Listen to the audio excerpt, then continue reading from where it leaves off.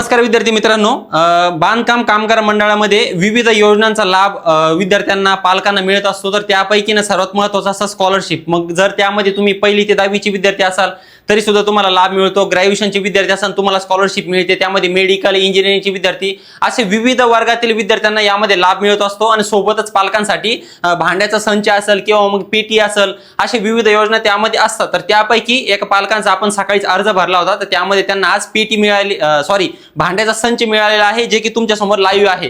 तर यामध्ये आपण लाईव्ह तुम्हाला अनबॉक्सिंग करून दाखवणार आहे की भांड्याच्या संच मध्ये नेमकं काय काय मिळतं. त्यामध्ये खोलू ना.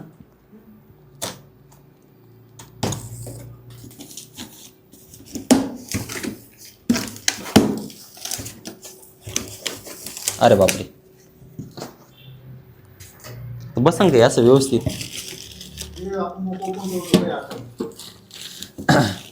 भांड्याचा संच जो मिळत असतो विद्यार्थी मित्रांनो, त्यापैकी हे बघू शकता तुम्ही.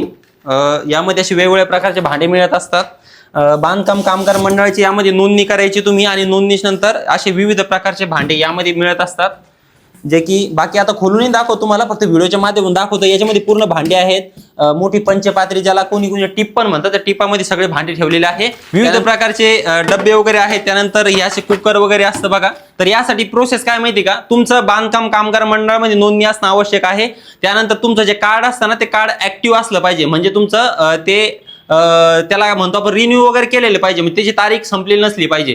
त्यानंतर काही डॉक्युमेंट्स वगैरे घेऊन तुम्हाला तो फॉर्म भरावा लागतो. ऑनलाईन तुम्ही तो फॉर्म भरायचा, पावती निघते, एक पावती घेऊन तुम्हाला ते संच मिळवण्यासाठी जी जागा दिलेली आहे तुमच्या तालुक्याच्या ठिकाणी, तालुक्यात वगैरे, तर त्या ठिकाणी जाऊन तुम्हाला त्या दिवशी दिलेल्या तारखेला जाऊन तुम्हाला हे भांड्याचा संच वगैरे मिळवायचा असतो. यामध्ये वेगवेगळ्या योजना असतात विद्यार्थी मित्रांनो. भांड्याचा संच पण मिळतो, त्यानंतर पेटी पण मिळते, आणखीन एक सेफ्टी किट असते ते सुद्धा मिळते. अगदी मोफत असते, हे एकदम व्यवस्थित असतं. त्यासोबतच बांधकाम कामगार मंडळात जर तुम्ही एकदा नोंदणी केली तर तुम्हाला विविध योजना पण यामध्ये मिळतात. तर योजना कशा, विद्यार्थ्यांसाठी स्कॉलरशिप मिळते. मग जर तुम्ही 1ली पासून 10वी पर्यंत असाल तरी सुद्धा तुम्हाला स्कॉलरशिप मिळते. 11वी 12वीच्या विद्यार्थ्यांना स्कॉलरशिप मिळते. त्यानंतर ग्रॅज्युएशनच्या मुलांना मिळते. मेडिकल साठी जे मुलं असतात त्यांना तर जवळपास ₹1,00,000 स्कॉलरशिप मिळते.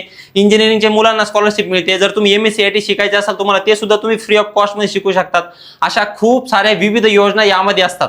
जर तुम्हाला या योजनेबद्दल कुठल्याही योजनेचा, याच्यातल्या एका योजनेचा जर फायदा माहिती करून घ्यायचा असेल, किंवा जर तुम्हाला माहिती लागत असेल, किंवा तुम्हाला फॉर्म जरी भरायचा असेल, तर तुम्ही कृपया कमेंट बॉक्समध्ये कळवा.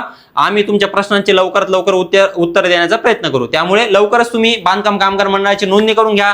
तुमची पावती असेल ती रिन्यूअल ऍक्टिव्ह स्थितीमध्ये त्याला चालू करून घ्या, आणि सोबतच हे सगळ्या योजनांचा तुम्ही नक्कीच लाभ मिळवा. म्हणून हा व्हिडिओ तुमच्या आसपासच्या सर्वांसोबत नक्की शेअर करा. काही अडचणी असेल तर आम्हाला कळवा. आम्ही लवकरच त्यावरती तुम्हाला सोल्युशन देण्याचा प्रयत्न करू. धन्यवाद.